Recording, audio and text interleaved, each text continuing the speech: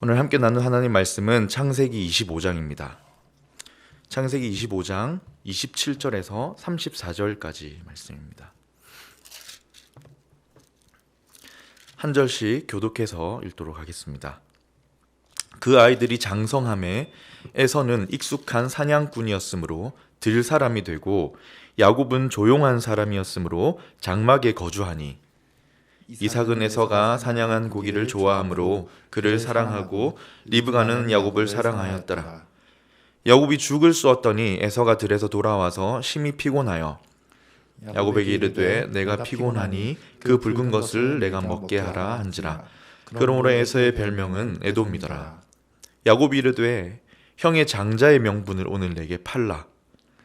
에서가 이르되 내가 죽게 되었으니 이 장자의 명분이 내게 무엇이 유익하리요. 야곱이 이르되 오늘 내게 맹세하라. 에서가 맹세하고 장자의 명분을 야곱에게 판지라. 야곱이 떡과 팥죽을 에서에게 주매 에서가 먹으며 마시고 일어나 갔으니 에서가 장자의 명분을 가볍게 여김이었더라. 아멘. 오늘의 말씀은 하나님을 사모하라입니다. 하나님을 사모하라. 다시 말하면 하나님을 소중히 하라입니다. 여러분 한번 돌아보시기 바랍니다. 지금 여러분들 물론 많은 분들이 참 하나님을 사모하고 오늘 또 예배의 자리에 하나님을 사모하는 마음으로 나오셨죠. 그런데 우리가 1년을 돌아보고 이 연말을 보내고 있는데 우리가 정말 하나님을 가장 귀하게 여기고 있는가? 오늘 내 삶의 형편이 조금 내 생각 같지 않고 내 삶의 방향이 내가 그동안 기대해왔던 것과 조금 다르게 간다 할지라도 나를 붙들고 계신 또 앞으로 나에게 큰 은혜를 주시고 나의 길을 인도하실 하나님을 정말 소중히 여기며 그분을 사모하고 있는가? 아니면 지금 당장 눈에 보이는 것, 손에 잡히지 않는 빈손을 바라보면서 하나님 사모하기보다 후회와 불안과 염려로 오늘을 살아가고 있는가? 이걸 한번 돌아보면 좋겠습니다. 그리고 오늘 이 말씀을 꼭 드리고 싶습니다. 하나님을 소중히 여기시고 하나님을 사모하시는 저와 여러분의 삶이 되시기를 우리 주님의 이름으로 축복합니다. 아멘. 뭔가 단순하고 참 투박한 것 같죠. 하나님을 사모하라. 말은 굉장히 쉬운데 이게 참 쉽지가 않습니다. 그리고 굉장히 단순해 보이고 투박해 보이는데 하나님을 사모하라 이 안에는 너무 깊은 의미가 들어있는 것 같아요. 뭐 이 시간 다 나눌 순 없지만 정말 깊고 깊은 마음이 담기는 것 같습니다. 우리 하나님도 그러시지 않았어요? 신명기에 보면 그냥 사랑하라고 하지 않으시고 목숨을 다해서 사랑하라고 하시잖아요.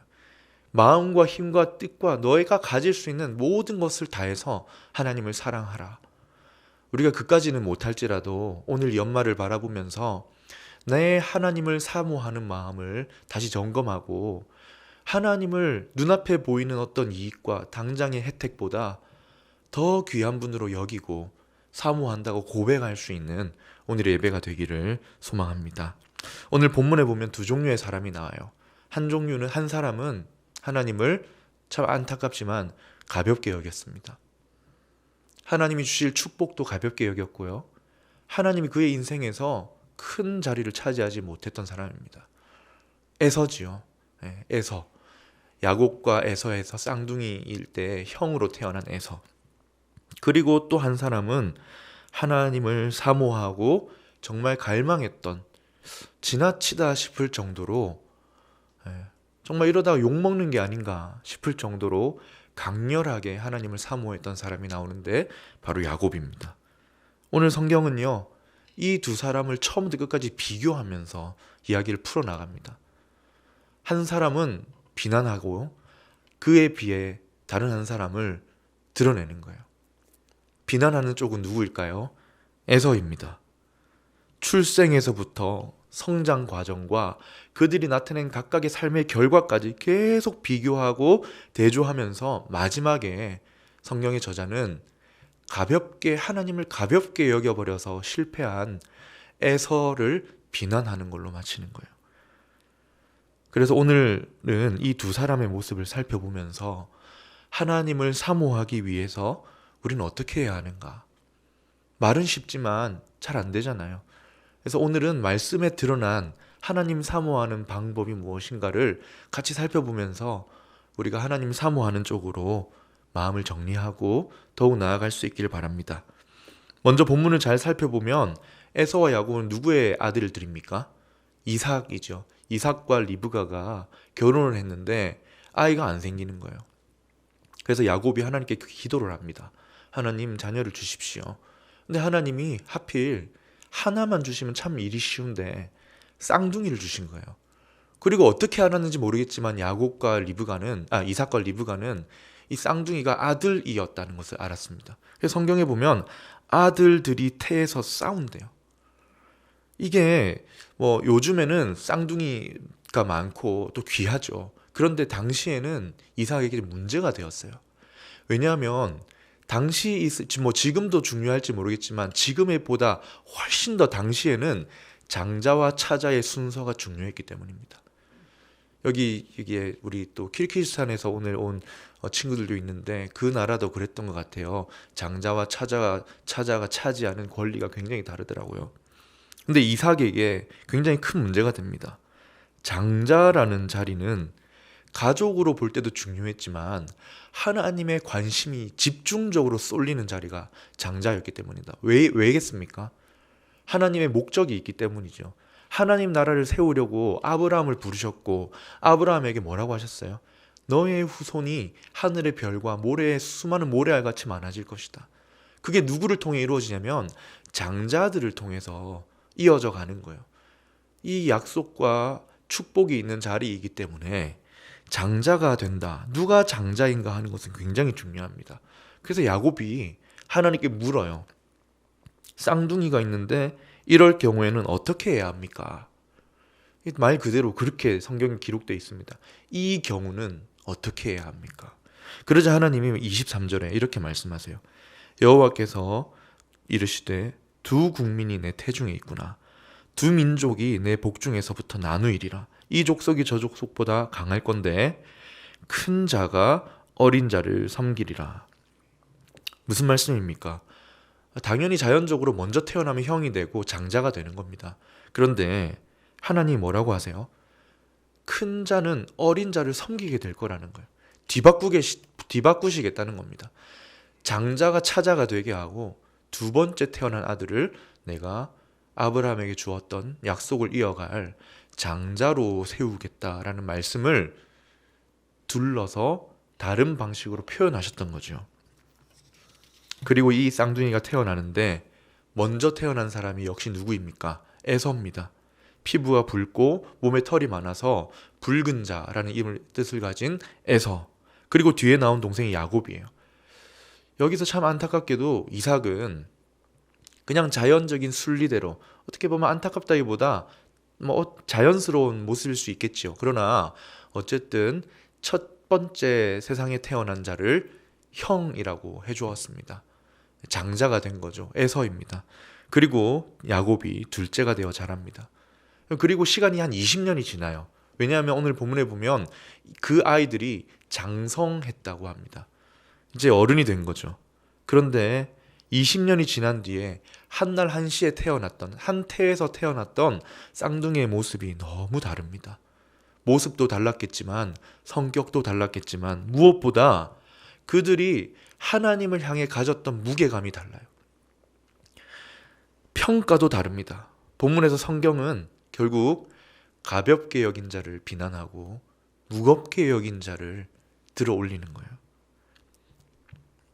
아브라함을 통해 하나님이 세우려는 민족을 이어갈 장자의 자리는 결국 야곱이 가지려고 하고 갈망하고 그걸 위해 하나님을 그걸 통해 가까이 붙들려는 모습으로 끝까지 이렇게 보여주는 모습을 우리에게 알려줍니다. 오늘은 나눌 본문이 이 본문이에요. 에서와 야곱. 특히 야곱이 에서에게 장자권을 이렇게 빼앗는 그런 본문인데요. 사랑하는 여러분, 하나님을 사모합시다. 하나님을 가까이 합시다. 하나님을 더 소중히 여기면 좋겠어요. 더 갈망해서 붙드는 사람이 되면 좋겠습니다. 어떻게 해야 할까요? 오늘 본문을 통해 주시는 말씀을 마음에 잘 새기시길 바랍니다. 첫 번째, 하나님을 사모하는 사람의 첫 걸음은요, 하나님의 축복을 가볍게 여기지 않는 것입니다. 하나님의 축복을, 하나님이 주실 축복을, 하나님으로부터 나오는 축복을 가볍게 여기지 않는 것. 우리 손에 잡히지 않고, 그렇잖아요. 축복이라는 게 지금 당장 물질과 연결이 되지 않습니다. 이 축복이라는 게요, 당장의 취업과 연결이 안 될 수도 있습니다. 당장에 유익이 없는 것 같고, 당장에 어떤 혜택이 주어지지 않아도 하나님이 주실 축복을 기대하고 사모하라. 이게 하나님을 사모하는 첫 번째 걸음이 될 것입니다. 오늘 야곱이 그렇게 했어요. 아까 말했지만 두 사람을 소개하며 시작하죠. 에서는 들사람이었습니다. 익숙한 사냥꾼. 익숙했다는 건 노련했다는 말인데요. 사냥꾼이 노련했다. 그냥 우리가 보면 참 그 전문적인 분야에 프로페셔널 했다 이렇게 볼지 모르겠지만 성경은 사냥꾼에 대해서 굉장히 부정적입니다. 성경에 사냥꾼이 딱 2명 나와요. 오늘 에서가 나오고 니므롯이라는 용감한 사냥꾼이라는 사람이 나오는데, 용감한 사냥꾼인 니므롯은 하나님을 대적했던 사람입니다. 그의 왕국을 쌓으려고 했던 사람. 그러니 성경에서 사냥꾼이란 이미지는 그렇게 좋지가 않습니다. 그에 반면 야곱은 어떤 사람이었느냐? 장막에 거주했대요. 이 장막에 거주했다는 건 텐트를 쳤다는 건데, 많은 학자들이 이걸 가지고 목자들을 관리하고 돌보는 생활을 했다라고 이해합니다. 여기저기에 쉴 수 있는, 주둔할 수 있는 거점지를 마련해 놓고 거기에서 거하는 사람이었던 거죠. 그런데 어느 날 야곱이 그 장막에서 죽을 만들었어요. 그때 때마침 에서가 들어옵니다. 익숙한 사냥꾼인데 사냥을 하나도 사냥감을 얻지 못하고 굶주린 채로 배가 고파 죽겠다고 하면서 들어와요. 그때 야곱이 우리가 잘 알듯이 뭐라고 해요? 장자권 주면은 내가 죽을 주겠다. 여러분, 이게 말이나 됩니까? 여러분이 아무리 믿음이 없어도, 에서라고 생각해 보세요. 아무리 믿음이 없어도 그 죽 한 그릇에 아무리 내가 그 장자권에 대한 가치를 몰라도 그걸 바꾸겠다라는 게 말이나 될까요? 에서가 하는 말을 보면요, 장난으로 이렇게 주겠다 한 건 아닌 것 같아요. 왜냐하면 나중에 맹세까지 하거든요. 아무리 믿음이 없어도 장자권을 어떻게 줄 수 있는가? 그만큼 하나님에 대해 관심이 없었던 거죠. 그래서 31절에 보면 야곱이 이르되 형의 장자의 명분을 오늘 내게 팔라. 당장 팔라는 거예요. 오늘 팔라는 건 지금 당장 달라는 겁니다. 이 말 속에서 지금 야곱은 충동적인 게 아니에요.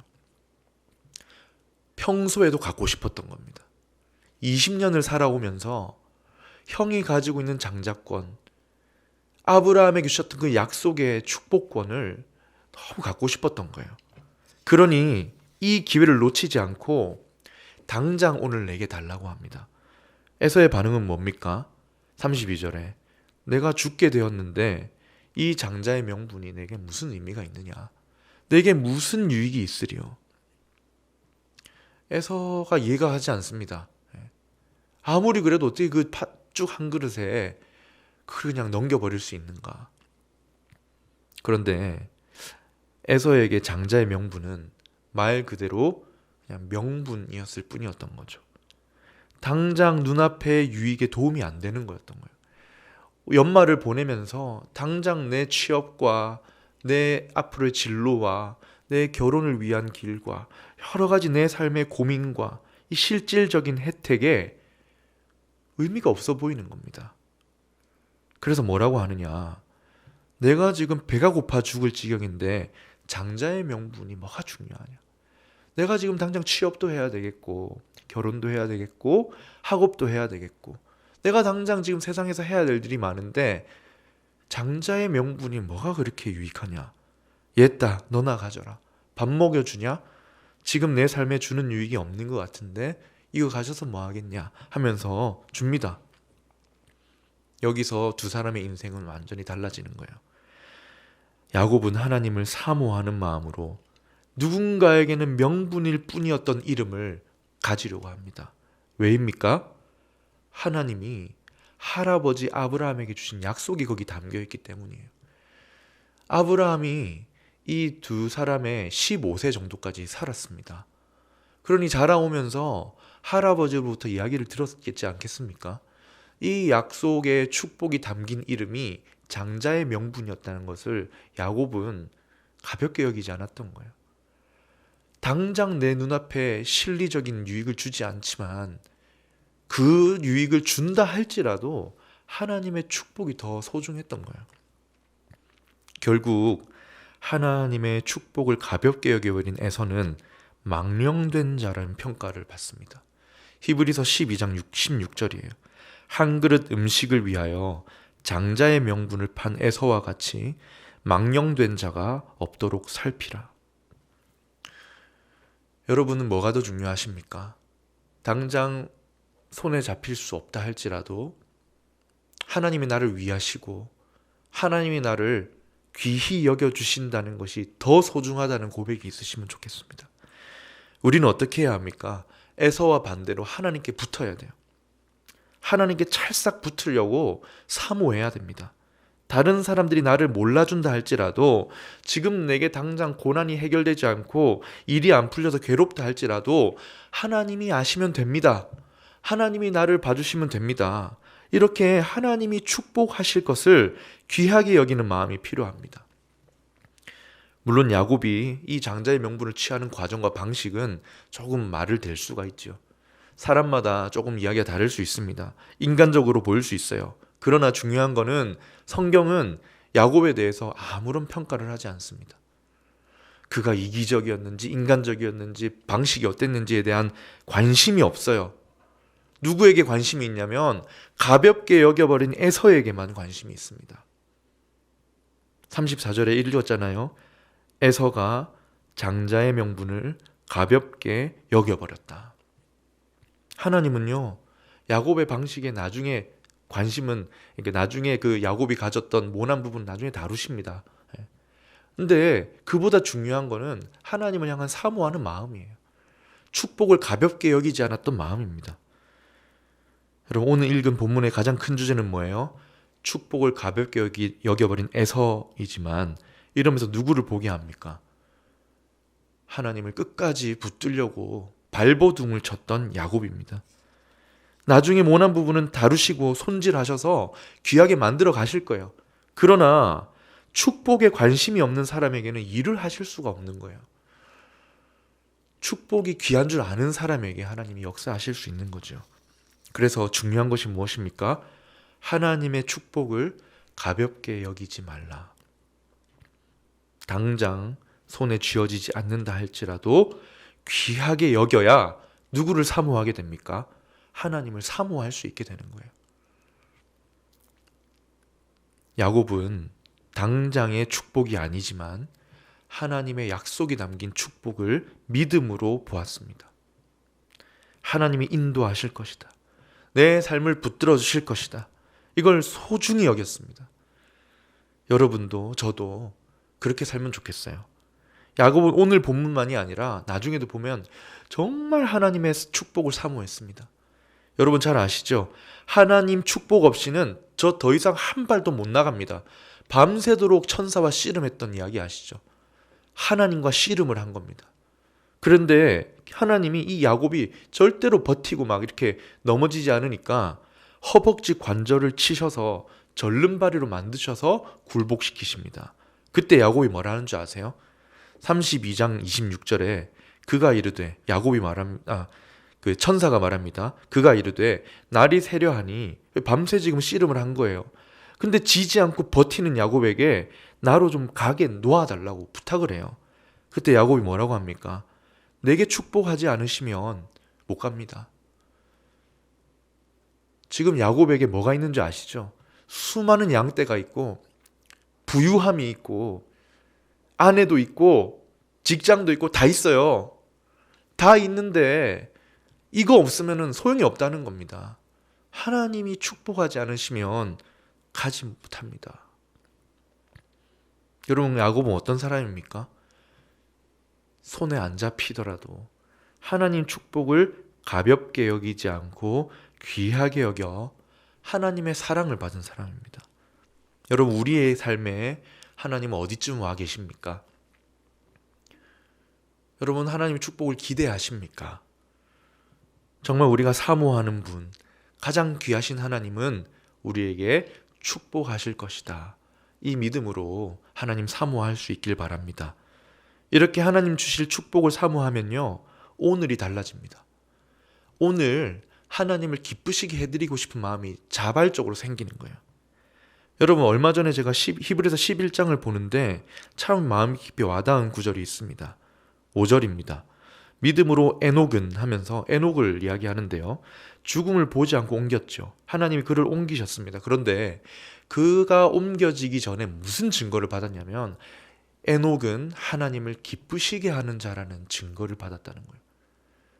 이 가슴에 이름표를 하나님이 달아주셨는데 이 친구는 나를 기쁘게 하는 자라는 이름을 붙여주신 겁니다. 그럼 에녹은 어떤 사람이었느냐? 세상에서 하나님을 기쁘시게 하는데 마음을 쏟아 부은 사람입니다. 세상의 유익 가치보다 하나님을 기쁘게 하는데 더 마음을 쏟은 사람. 어떻게 그런 사람이 될 수 있습니까? 하나님이 주실 축복을 가볍게 여기지 않는 거예요. 사모하면 됩니다. 여러분, 또 이 본문을 묵상하면서 이 말도 좀 나누고 싶었습니다. 주실 축복도 있지만 주신 축복도 가볍게 여기면 안 돼요. 주신 축복이 뭐가 있습니까? 한번 생각해 보세요. 하나님이 주신 축복도 있어요. 첫 번째는 그리스도인이라는 우리의 이름입니다. 이게 당장 지금 우리에게 혜택을 주거나 유익을 안 주는 것처럼 보여요. 오히려 때로 이것 때문에 고난을 주기도 합니다. 그러나 결코 가볍게 여겨서는 안 될 축복입니다. 이 이름이 있어야 하나님 나라에 들어가기 때문입니다. 이 이름이 있어야 하나님이 약속하신 그 축복을 이어가기 때문입니다. 요즘 어려운 분들이 많으시죠.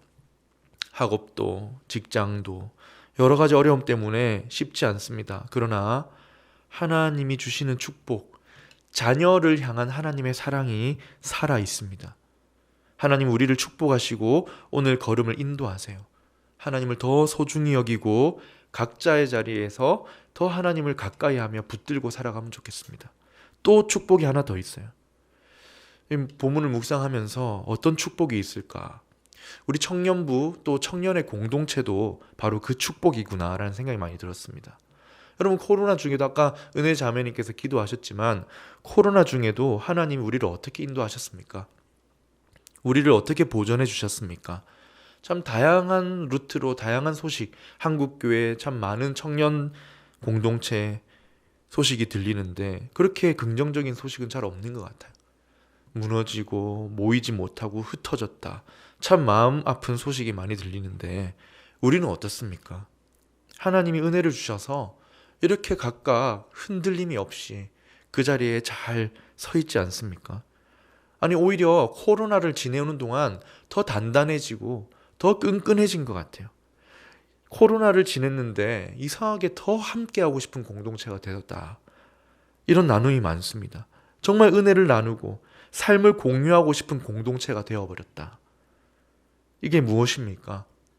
저와 여러분을 위해 하나님이 주신 축복입니다. 이 설교를 준비하는 참 많은 생각이 났어요. 옛날 생각도 나고 예전에 청년부 시리즈 5층 그 끝에 무슨 쪽방도 아닌 것이 이렇게 작은 곳에 있었는데 참 이렇게 무너진 공동체를 함께 세워보겠다고 다시 세워보자고 마음을 나누고 많은 사람들이 같이 했죠. 순간순간마다 하나님이 참 많은 은혜를 보여주셨고 경험하게 하셨고 야, 하나님이 정말 공동체를 세우기 원하시고 사랑하시는구나라는 마음이 너무 많이 느껴졌고 그 마음을 나누면서 눈물도 참 많이 흘렸었습니다. 다 말하려면 밤을 새워야 할 정도로 많은 은혜를 부어주셨고 그래서 오늘 우리에게 주신 축복이 건재하고 있는 거죠. 여러분, 하나님이 주신 이 축복인 공동체 또한 결코 가볍게 여기시면 안 됩니다. 더 사랑하고 더 귀히 여겨야 합니다. 그게 하나님을 사모하는 마음으로 나아갈 수 있는 반드시 걸어가야 할 길이 되는 거예요. 하나님을 사모하라. 그 첫 번째는 하나님의 축복을 가볍게 여기지 않고 사모하는 것이었는데요. 두 번째입니다. 하나님의 말씀을 붙들어라. 하나님을 사모하는 두 번째 걸음은 말씀 또한 가볍게 여기지 않고 붙드는 거예요. 내게 주신 말씀을 신뢰하고 따라가겠다는 결단이 필요합니다. 여러분, 왜 야곱이 이렇게까지 장자의 명분에 관심을 가졌을까요? 나중에는 아버지를 속여서 막 몸에 털을 붙여서까지 서로 분장을 하고 막 이렇게 목소리를 바꿔가면서까지 장자의 명분을 받으려고 하잖아요. 왜 이렇게 관심을 가졌을까요? 동기가 무엇입니까? 저는 말씀 때문이라고 생각해요. 여러분, 앞에 본문에 23절에 우리가 읽지 않았는데 뭐라고 하셨냐면, 하나님이 두 국민이 내 태중에 있는데, 지금 리브가에게 말하는 거죠. 두 민족이 내 복중에서 나눌 것이다. 이 족속이 저 족속보다 강하겠고, 뭐라고 하셨어요? 큰 자가 어린 자를 섬기리라. 어린 자인 둘째가 장자가 될 것이라는 말씀을 하신 거죠. 야곱이 이 말씀을 붙들지 않았겠습니까? 물론 이 말씀은 야곱이 태어나기 전에 하나님이 이삭과 리브가에게 주신 말씀입니다. 그러나 누가 말씀을 기억했을까요? 리브가입니다. 리브가가 들었지요. 이삭이 에서를 사랑할 때 리브가는 누구를 사랑했습니까? 야곱입니다. 여러 가지 이유가 있을 수 있지만 하나님 말씀 때문은 아니었을까라는 생각이 듭니다. 그러니 리브가도 야곱에게 말씀을 가르쳐주지 않았겠어요. 그 말씀을 야곱은 나에게 주시는 말씀으로 붙들었던 거죠. 20년 동안. 여러분, 이 말씀을 같이 들어도 붙든 사람이 있고 안 붙드는 사람이 있어요. 이삭은 안 붙들었습니다. 이삭은요, 참 이삭에게 미안한 말이지만 그렇다 할 믿음의 흔적이 안 보여요. 28절을 보세요. 이삭은 에서가 사냥한 고기를 좋아하므로 에서를 사랑했다. 여러분, 이게 이 원어로 보면은 무슨 말이냐면 사냥한 고기가 입안에 있으므로 그를 좋아했다는 뜻입니다. 고기를 좋아한 거예요, 그냥. 고기가 좋아서 에서가 좋은 겁니다. 물론 편애하고 있는 모습이 좋지는 않죠. 이삭은 에서를, 리브가는 야곱을. 이 부부 관계도 별로 좋지 않아 보입니다. 그러나 이삭이 지금 말씀을 같이 들었는데도 다 잊어버렸어요. 에서를 사랑한다. 그 결과 하나님의 뜻을 전혀 파악하지도 못하고 이루어가지도 못하고 있습니다. 영적인 눈이 어두워져 있는 것입니다. 나중에 장자권을 받은 이제 야곱이 축복도 받으려고 갔잖아요. 그때도 눈이 어두웠어요. 영적인 눈도 어두워져 있고 육적인 눈도 어두워져 있고. 왜입니까? 말씀을 붙들지 않은 거예요. 그러니 하나님을 사모하는 마음도 없어요. 그러나 누구는 기억했어요? 리브가는 기억을 했습니다. 시간이 지나서 이삭이 너무 늙었습니다. 죽을 날이 다가온 걸 느낀 거예요. 그래서 에서를 불러서 널 축복할 테니 별미를 만들어 오라. 이걸 리브가가 엿듣고는 야곱을 불러서 내가 별미를 만들어 줄 테니 너는 에서인 척하고 가서 너가 축복을 받아야 된다. 그랬더니 야곱이 겁을 내요. 아니, 에서는 털도 많고 목소리도 달라서 금방 들켜버립니다. 그럼 아버지가 나를 축복하기는커녕 저주할까 봐 두려워요. 그러니까 리브가가 뭐라고 하냐면 내가 다 덮었을 테니까 가라고 해요. 27장 13절입니다. 내 아들아, 너의 저주는 내게로 돌리고 내 말만 따르고 가서 가져와라. 무슨 확신이 있어서 이렇게까지 했을까? 에서도 자기 배에서 낳은 아들이잖아요. 그러나 리브가가 지금 말하는 걸 보니 리브가는 하나님의 말씀을 붙들은 것 같아요. 하나님의 섭리가 이렇게 말씀을 붙든 사람을 통해 이루어지는 겁니다. 물론 리브가도 잘못된 방식이었죠. 기다렸어야 합니다. 하나님의 뜻이라면 하나님의 때에 이루실 거니까 기다려야 해요. 하지만 그의 방식과 인간됨과 신앙적인 모습을 일단 내려놓고 그가 붙들었던 것, 말씀을 붙들었던 것은 충분히 칭찬받을 만하다는 것이죠. 여러분, 하나님을 사모하는 사람, 그 축복을 귀히 여기려면 반드시 뭘 해야 합니까? 말씀을 붙들어야 합니다. 말씀대로 당장 뭔가 변화가 일어나지 않는다 할지라도 끝까지 신뢰하면서 말씀을 붙드는 사람이 되어야 합니다. 사랑하는 여러분, 예배 시간에 선포되는 말씀을 귀 기울여 들으시고 혹시 하나님 오늘 나에게 무슨 말씀을 하실까 기대하며 들으시기 바랍니다. 오늘 묵상을 통해 주시는 말씀이 있다면 굳게 붙드시면 좋겠습니다. 특히 내년을 바라보는 이때 혹시 나에게 마음에 깊이 말씀을 주신다면 새기시고 붙드시면 좋겠어요. 우리 어제가 성탄이었잖아요. 성탄하면 늘 이게 마리아 이 본문을 보게 되는데 천사를 통해 예수님이 태어날 거란 예언을 처음 들었던 마리아의 반응이 뭔지 아세요? 굉장히 강력합니다. 누가복음 1장 45절에 주께서 하신 말씀이 반드시 이루어질 것입니다. 불가능한 현실이에요. 이게 임신하지도 않았어요. 자기가 알잖아요. 그리고 지금 그러면 안 된다는 것도 알고 있지만 하나님 말씀이라면 반드시 이루어질 겁니다. 이게 무슨 믿음입니까? 말씀을 붙드는 믿음이에요. 우리가 해야 할 두 번째, 하나님을 사모하려면 말씀을 붙들 줄 알아야 합니다. 아까 말씀드렸지만 아브라함은 나이로 볼 때 야곱과 에서가 15세 될 때까지 살아 있었어요. 그런 동안 15살이 되는 동안 얼마나 많은 시간 할아버지 무릎에 앉아서 갈대아 우르에서 나왔고 하나님이 부르셨고 나에게 약속하셨다. 이걸 얼마나 많이 들었겠습니까? 근데 누가 그 약속을 붙들었습니까? 누가 그 약속을 귀하게 여기는 거예요? 말씀을 붙든 야곱입니다. 하나님을 사모하는 두 번째 걸음은 말씀을 붙드는 것이에요. 마지막 세 번째입니다. 매일의 경건을 가볍게 여기지 마라. 여러분, 우리가 첫 번째 하나님을 사모하려면 축복을 가볍게 여기지 말고 말씀을 붙들어야 된다고 했잖아요. 마지막 세 번째는 매일의 경건을 가볍게 여기지 말아야 합니다. 매일 우리가 하나님과 교제하는 시간을 귀한 시간으로 여겨야 합니다. 왜냐하면 이 시간을 통해 하나님이 우리를 빚어가고 계시다는 믿음을 가지기 때문이에요. 앞서 말씀드린 것처럼 오늘 말씀은 에서와 야곱을 대조하는데요. 에서는 어떤 사람입니까? 익숙한 사냥꾼, 야곱은 조용한 사람이라고 해요. 27절을 한번 보겠습니다. 그 아이들이 장성함에 에서는 익숙한 사냥꾼이었으므로 들사람이 되고 야곱은 조용한 사람이었으므로 장막에 거주하니. 여러분, 앞에 말했던 것처럼 영적인 가치관을 무시해버린 축복을 가볍게 여긴 유능한 사냥꾼이 나왔고 야곱은 누구입니까? 조용하에서 집에 있었다. 여러분, 좀 이상하죠? 조용한 사람이라서 집에 있었다. 이것만 보면은 성격이 소심해서 집 밖에 잘 안 나가는 집돌이였다라고 생각이 들 수 있지만 그렇지가 않습니다. 여기서 조용한 사람이라는 번역은 원어로 탐이라는 형용사인데요. 여러 가지 뜻이 있어요. 조용한이라는 뜻도 있지만 온전한이라는 뜻이 있습니다. 온전한 사람이다. 여러분, 이 탐이 구약 성경에 몇 번 사용이 안 되었는데 솔로몬이 지은 아가서에서 사용이 한 번 됩니다. 사랑하는 연인에게 사용된 형용사예요. 또 한 번 어디에 사용되냐면 하나님이 욥을 칭찬하실 때 사용한 단어입니다. 1장 8절에 보세요. 여호와께서 사탄에게 뭐라고 하시냐? 네가 내 종 욥을 주의하여 보았느냐? 그와 같이 온전하여 하나님을 경외한 자가 없다. 여기 온전하다는 게 탐이거든요.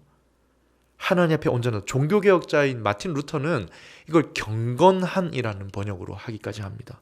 여러분, 에서는 가벼운 사람, 익숙한 사냥꾼이었지만 야곱은 어떤 사람이었다는 거예요?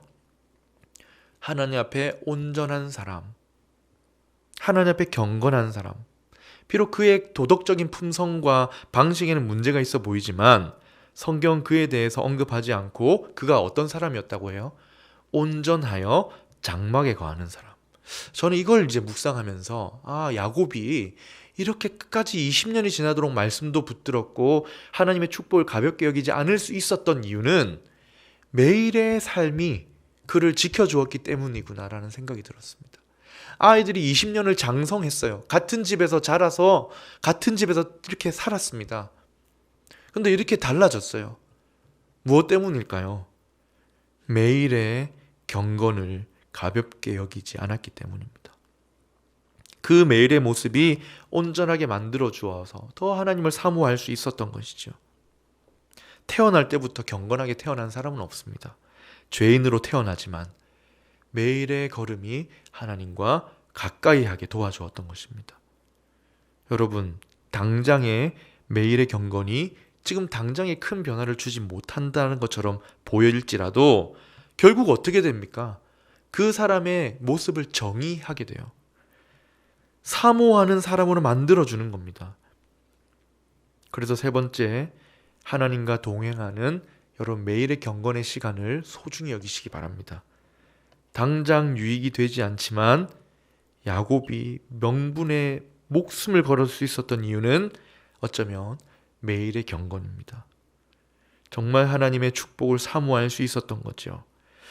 목장에서 함께 말씀을 묵상하고 또 교회에서 진행하는 샘물 성경 통독 300일 이거 있잖아요. 그걸 통해서 함께 목장이 한번 해보면 좋겠어요. 매일의 경건을 이어가 보면 좋겠어요. 가볍게 여기지 않는 사람이 축복을 누리게 될 것이고 하나님을 사모하는 마음 가진 사람이 하나님의 사랑을 받게 될 것입니다. 이제 마무리하겠습니다. 사랑하는 청년 여러분, 우리 하나님을 사모합시다. 하나님이 우리 삶의 가장 귀한 분이시다.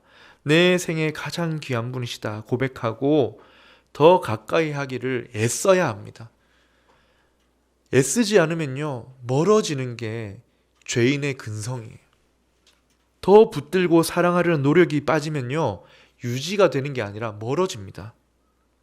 그러니 하나님이 주신 축복, 주실 축복을 당장의 유익이 있든 없든 더 신뢰해서 사모하고 말씀을 붙들고 경건의 자리를 지켜갑시다.